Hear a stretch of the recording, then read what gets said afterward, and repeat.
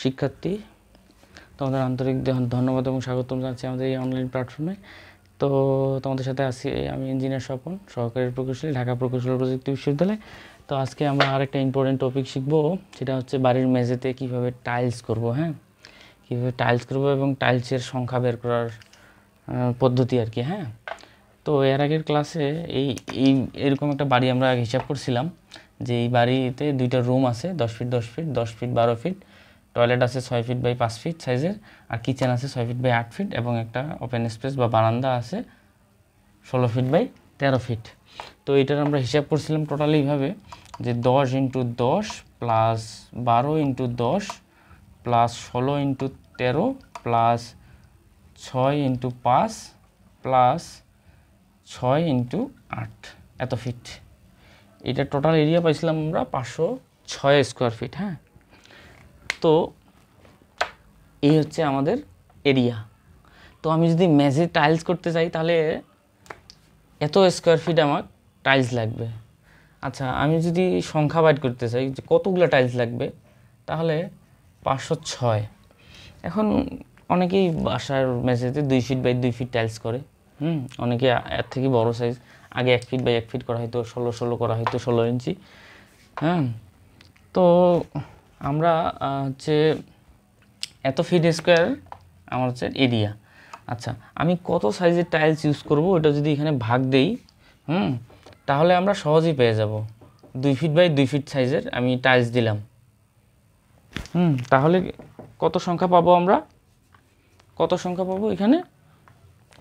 এখানে পাবো আমরা সহজেই 506 ভাগ 4। এটা রাউন্ড আপ করে লিখলাম এত 127টা টাইলস আমাদের কিনলেই হয়ে যাবে। হ্যাঁ, আচ্ছা, অনুরূপভাবে এখানে যদি,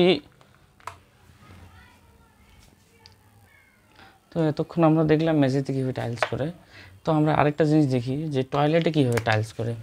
তো টয়লেটের সাইজ হচ্ছে আমার 5 ফিট বাই 6 ফিট। এখানে খুব গুরুত্বপূর্ণ বিষয় যেটা হচ্ছে আমাদের দেশের মিস্ত্রিরা সাধারণত ব্রিক ওয়ালের উপরে টাইলস করে।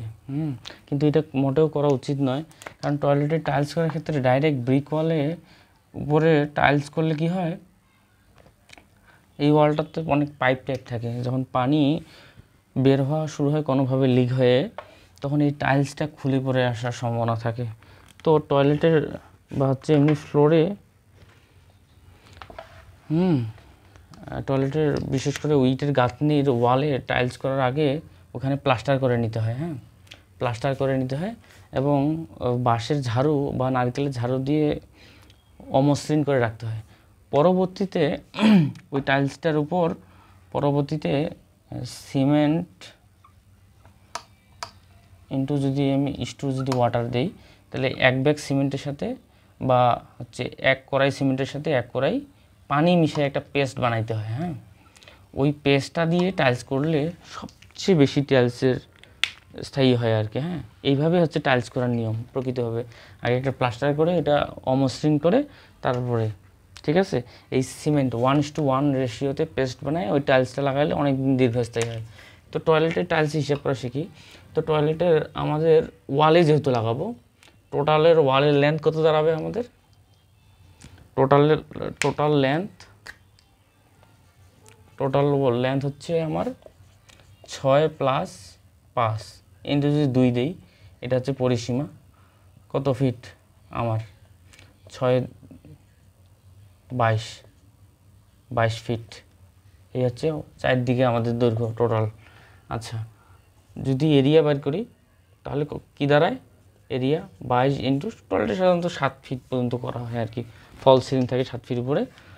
তাহলে 22 ইন্টু 7 কত দাঁড়ায়? 22 ইন্টু 7 154। এই 154 ফিট স্কোয়ার হচ্ছে টয়লেটের আমার এরিয়া। আচ্ছা, এখানে একটা যদি দরজা থাকে, ধরলাম 3 ফিট বাই 7 ফিটের একটা দরজা আছে, ওটা ডিডাকশন করতে হবে। তাহলে 154 মাইনাস 3 সাথে 21 করলে কত হচ্ছে? 133 স্কোয়ার ফিট, 133 ফিট স্কোয়ার। এটা যদি টয়লেটে সাধারণত একটু বড় টাইলস লাগালে ভালো লাগে, 2 ফিট বাই 1 ফিট বা হচ্ছে বা 16 ইঞ্চি বা 10 ইঞ্চি, ধরলাম 2 ফিট বা 1 ফিটে আমি টাইলস লাগাবো, ওই সংখ্যাটা দিয়ে ভাগ দিলে ওই সাইজটা 2 ফিট বা 1 ফিট, তাহলে আমি রাউন্ড আপ করে 67টা টাইলস পাই আমি। ঠিক আছে, আর ফ্লোরে তো আমরা আগেই বাইর করছিলাম, তো এই 67 টাইলস দিলে হয়ে যাবে। আর আমি যেটা বললাম যে টয়লেট বা কিচেনে যে সেম, এখন টয়লেটে একটা ছোটো জানলা থাকতে পারে, কিচেনে জানলা থাকতে পারে, দরজা থাকতে পারে। এই ওয়ালটা আমার পরিসীমা বের করে ওর কত হাইট পর্যন্ত আমি টাইলস করব ওটা নিয়ে জাস্ট সাইজ সংখ্যা পাওয়া যাবে আর কি।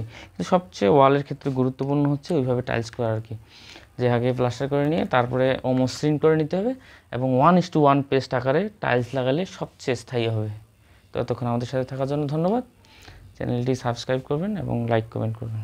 ধন্যবাদ।